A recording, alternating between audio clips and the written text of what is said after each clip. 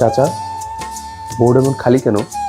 আর ইংরেজি ভিডিও কোথায়? চাচা, বাড়িঘর এত সাজানো কেন? আর হেনা কোথায়? হেনার বিয়ে হয়ে গেছে।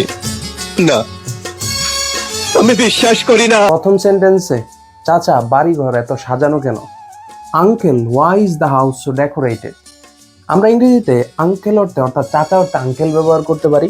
স্পেসিফিকলি বললে আমরা প্যাটার্নাল আঙ্কেল ব্যবহার করতে পারি, এবং মামার ক্ষেত্রে আমরা ম্যাটার্নাল আঙ্কেল ব্যবহার করতে পারি। তাহলে uncle, why is the house so decorated. দ্বিতীয় সেন্টেন্সে আর হেনা কোথায়?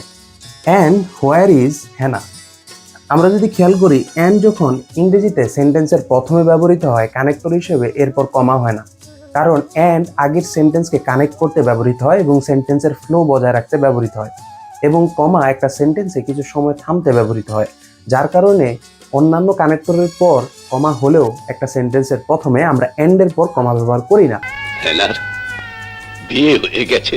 তৃতীয় সেন্টেন্সে হেনার বিয়ে হয়ে গেছে। হেনাস ওয়েডিং ইজ ওভার।